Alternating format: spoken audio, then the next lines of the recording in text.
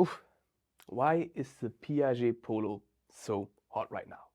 World-renowned artists like Andy Warhol and Salvador Dali, politicians like Jackie Kennedy, and even Hollywood legends like Robert De Niro, Elizabeth Taylor, and Roger Moore were often seen wearing them on their wrists in the 1980s.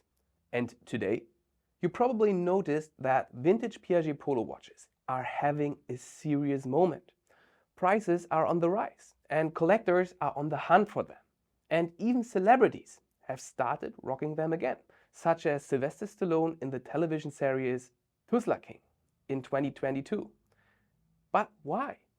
Well, the Piaget Polo has always been a bit different from the usual suspects like the Patek Nautilus or the Audemars Piguet Royal Oak.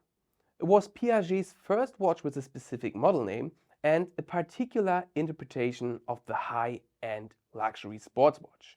A bold, integrated design, ultra-thin, and often all gold, making it the perfect blend of elegance and 80s excess. And now, with the vintage market booming and collectors appreciating well-made offs, the Polo is finally getting the recognition it deserves. Our triple pack today consists of a Piaget Polo reference 7131 from the 1980s in square 25 yellow gold, weighing massive 142 grams. This Polo date reference 15561, also from the 1980s in 31 and a ladies version reference 1893 in 20 18 karat yellow gold. Today, let's take a deep dive into the history of the Piaget Polo, reference by reference, from its birth in 1979 to the early 1980s, from 20 to 34 from Quartz to automatic. Stay tuned, because if you are thinking of adding a vintage Polo to your collection, you will want to know exactly what to look for. So let's start with the birth of an icon. Imagine the following. It's 1979. Disco is not dead yet.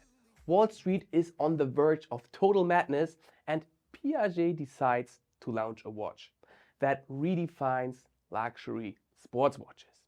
While other brands were making tool watches out of stainless steel, Piaget looked around and said, "You know what's better than steel? Gold! And lots of it." And so the Piaget Polo 761C701 was born. The reference numbers tell you the following. The first digit stands for the caliber, usually 7 for the 7P caliber or 8 for the 8P caliber. The next two digits refer to the case. And the last four digits are the bracelet code. In this case, C701 stands for the so-called plain Jane bracelet, 705 for diamond gudroons, C715 for diamond gudroons and links, and C725 for diamond links.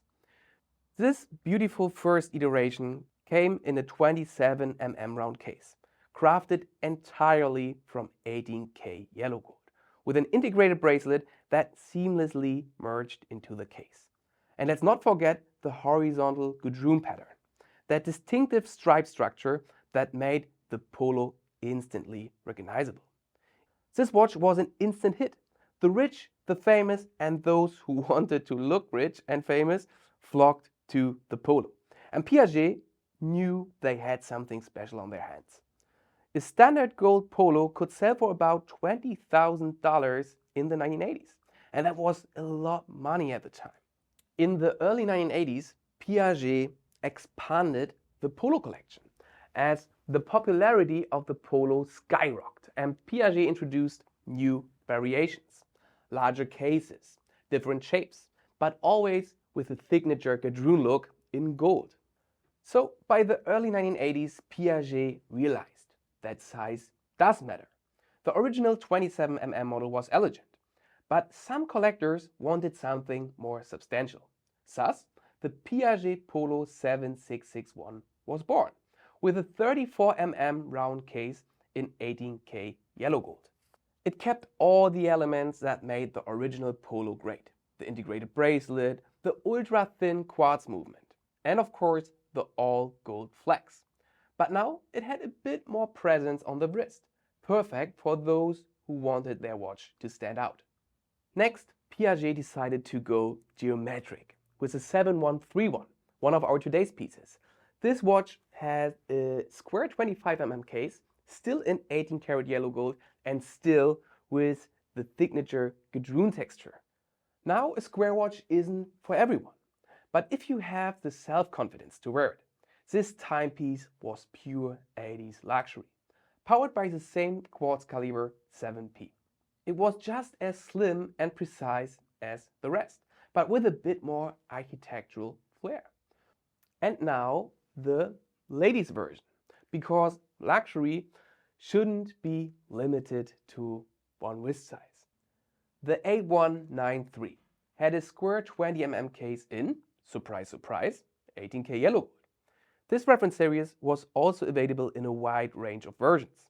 Inside, Piaget used the slightly smaller quartz caliber 8P to ensure that it remained just as slim and elegant as the men's version. No frills, no unnecessary complications. Just an ultra luxurious watch that only told the time and exuded sophistication. By the 1990s, the Piaget Polo was no longer just about simple elegance and gold. It was encrusted all over with diamonds, sapphires and white gold. This period is best embodied in the Piaget Polo 9131. This 25mm square polo was not just gold, encrusted with diamonds and sapphires. Piaget knew that if they were going to make a statement, they might as well make it sparkle.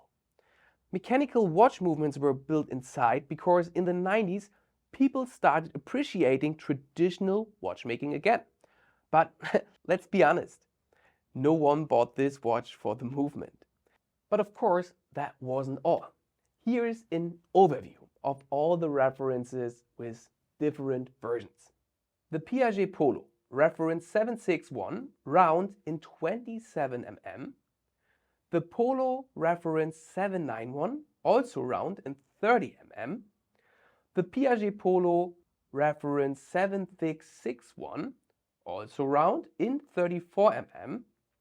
The Polo 7131 in a square case in 25mm. The Polo 8131 square in 20mm.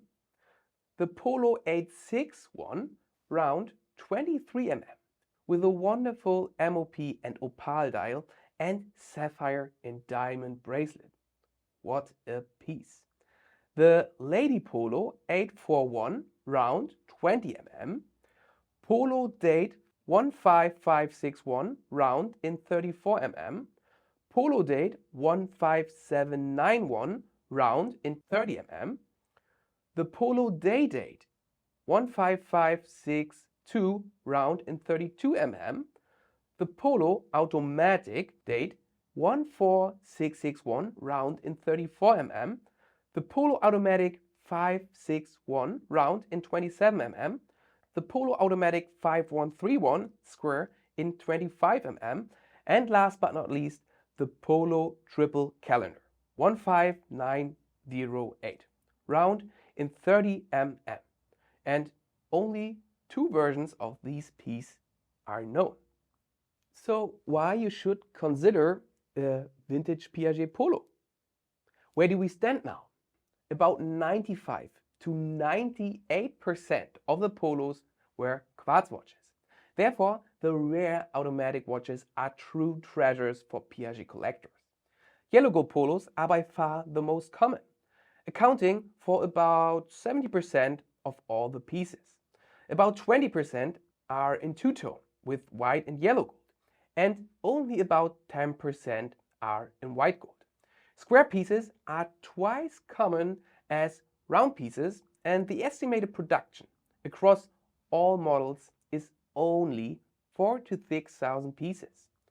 The Piaget Polo was one of the most iconic watches in the 1980s and 90s, and now is the perfect time to collect one. If you like watches that are still undervalued compared to other vintage luxury sports watches, are uniquely stylish because you will rarely find them on other wrists, and are a vintage flex, a real vintage flex, because let's face it, a watch with an integrated full bracelet just looks incredible. Then a vintage Piaget Polo could be the perfect addition to your collection. So that's it for today's deep dive into the Piaget Polo.